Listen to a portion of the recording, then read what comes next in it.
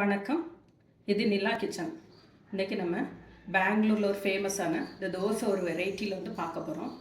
இது எப்படி பண்ணலான்னு பார்க்கலாம். அதுக்கு முன்னாடி நம்ம சேனலை சப்ஸ்கிரைப் பண்ணுங்கள், லைக் பண்ணுங்கள், ஷேர் பண்ணுங்கள். இது வந்து ஒரு மசாலாலாம் உள்ளே வச்சு நிறைய கீலே தான் பண்ணுவாங்க. கீ தான் எவ்வளோக்குள்ளே விடுறோமோ அந்த அளவுக்கு இந்த தோசை நல்லாயிருக்கும். இதேமாரி செஞ்சு பாருங்கள். செஞ்சு பார்த்துட்டு எப்படி இருக்குன்னு ஃபீட்பேக் கொடுங்க. வாங்க இப்போ வீடியோக்குள்ளே போகலாம்.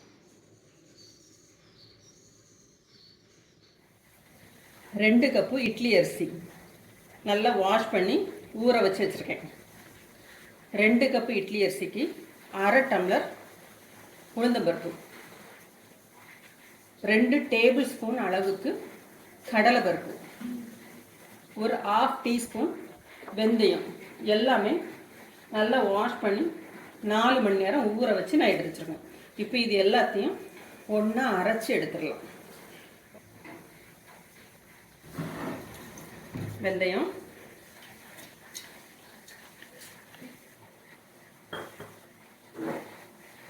உளுந்தம்பருப்பு,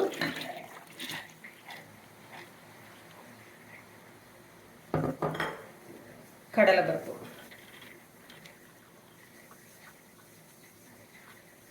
குவான்டிட்டி அதிகமாக இருக்கிறதுனால 2ஆ நான் அரைக்கிறேன்.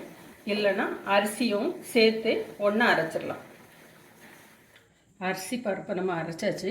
இப்போ இதோட 1/2 கப்பு அவல் ஒரு 10 நிமிஷம் ஊற வச்சுடுங்க. அதுவும் இதோட சேர்த்து அரைச்சி மாவோடு மிக்ஸ் பண்ணிடுவோம்.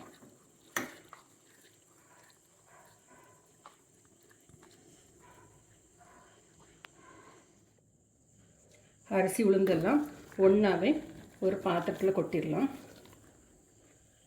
பெரிய பாத்திரத்தில் கொட்டுங்க. அதோட நம்ம இப்போ அரைச்சி எடுத்த அவல்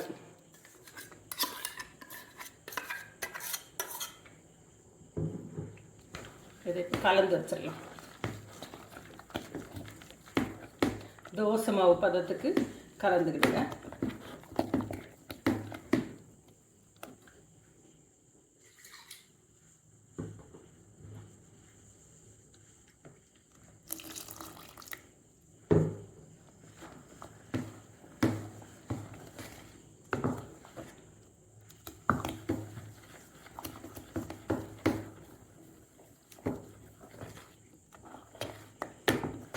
கடலைப்பருப்பு சேர்த்துருக்கனால கலர் கொஞ்சம் எல்லோவாக தான் இருக்கும்.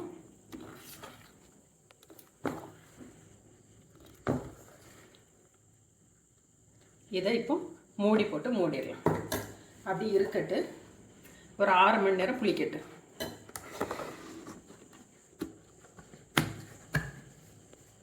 பேன் அடுப்பில் வச்சுடுங்க. ஒரு 2 டீஸ்பூன் ஆயில்,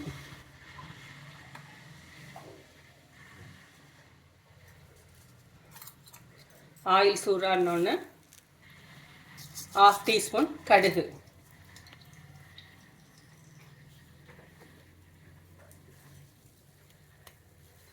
கடுகு பொரியட்டும்.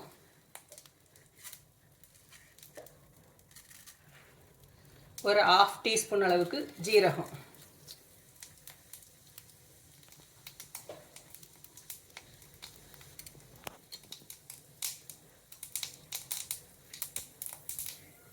ரெண்டு கொத்து கருவேப்பிலை,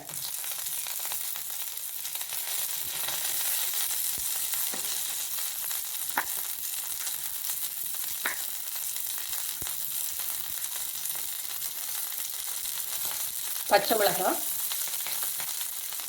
ஒரு ஆனியன்,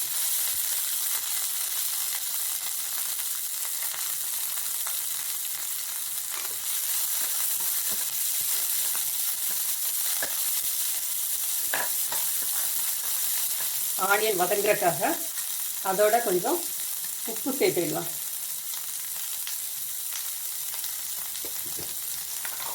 ஒரு 1/4 டீஸ்பூன் அளவுக்கு மஞ்சள் பொடி,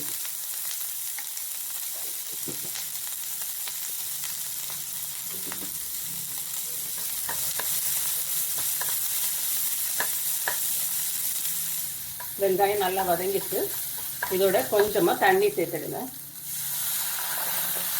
வெங்காயம் இதில் குக் ஆகட்டும். வேக வச்சு மசிச்சு வச்சுருக்கிற 2 உருளைக்கிழங்கு அதுவும் இதோட சேர்த்துடலாம்.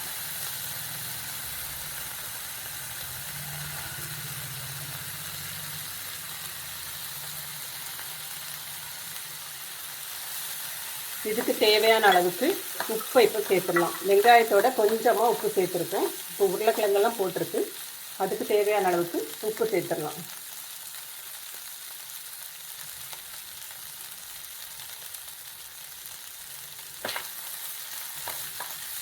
நம்மளோட உருளைக்கிழங்கு மசாலா ரெடி ஆயிடுச்சு.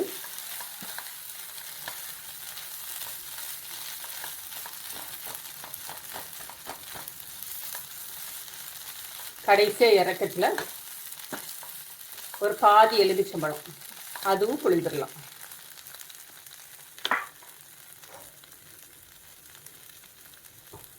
இப்போ ஸ்டவ்வை ஆஃப் பண்ணிடலாம்.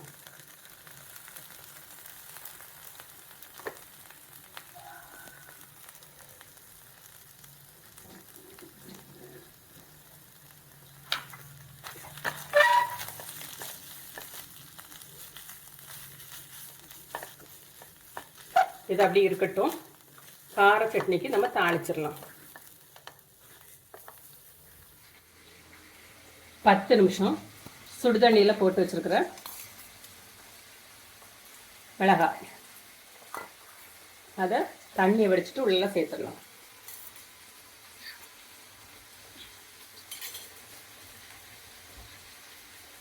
ஒரு 15 சின்ன வெங்காயம்,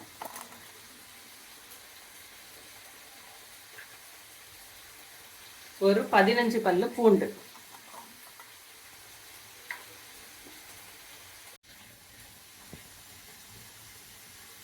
இதுக்கு தேவையான அளவுக்கு உப்பு சேர்த்துடலாம்.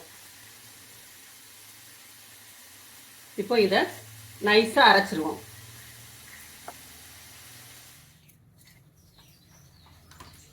கொஞ்சமாக எண்ணெய் விட்டுடுங்க.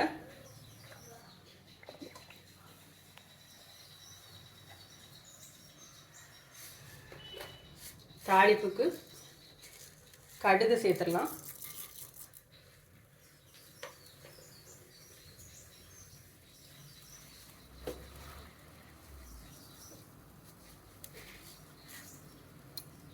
ஜீரகம்,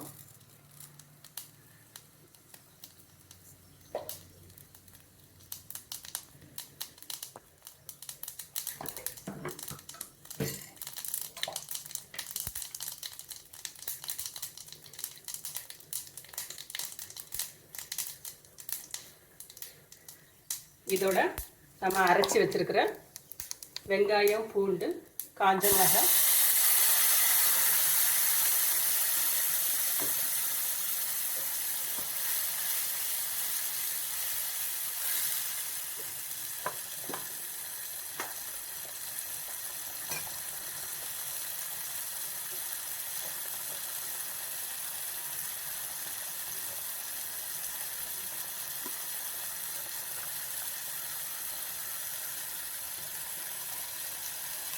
ரெடி பண்ணி வச்சுருக்கிற மாவு நல்லா புளிச்சிச்சு. இப்போ இதுக்கு தேவையான அளவுக்கு உப்பு சேர்த்துடலாம்.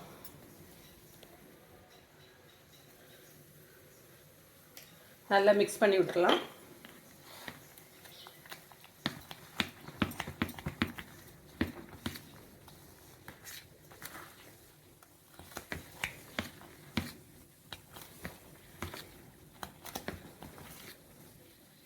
மாவு ரெடி ஆயிடுச்சு. இப்போ தோசை சட்டியை அடுப்பில் வச்சுடுங்க.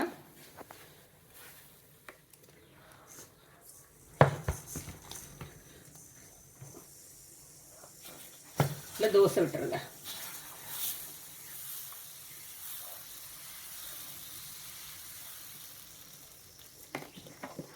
நெய் வந்து தாராளமாக விடுங்க.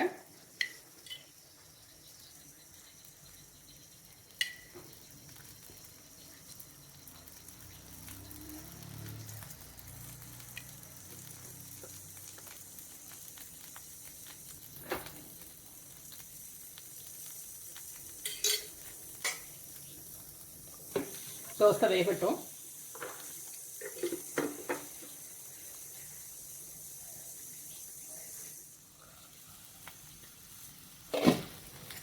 கார சட்னி வச்சுருங்க.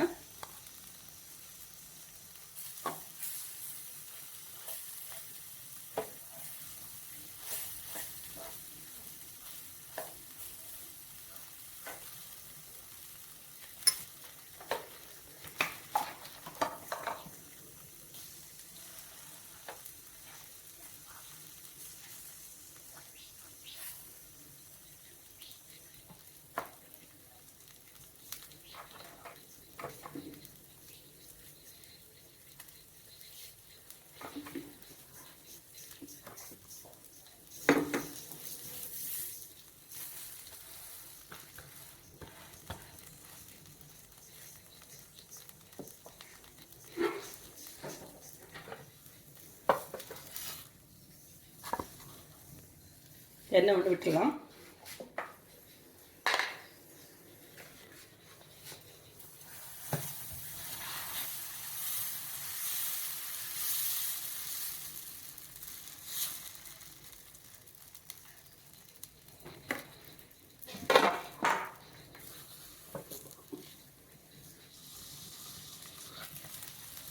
இப்போ இதில் இட்லி பொடி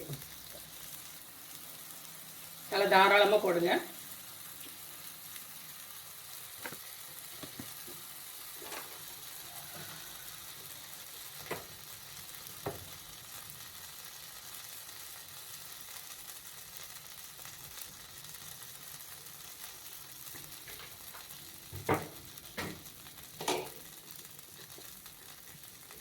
மசாலா வச்சிடலாம்.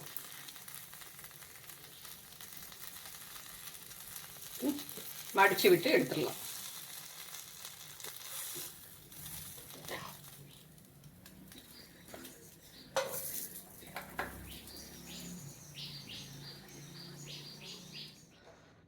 இது இன்றைக்கி நம்ம பார்த்துருக்குற அந்த தோசை பெங்களூர் ஸ்பெஷல். இது வந்து அங்கே எப்படி பண்ணுவாங்களோ அதே மெத்தடில் பண்ணியிருக்கு. இதேமாரி நீங்களும் செஞ்சு பார்த்துட்டு எப்படி இருக்குன்னு ஃபீட்பேக் கொடுங்க. தேங்க்யூ.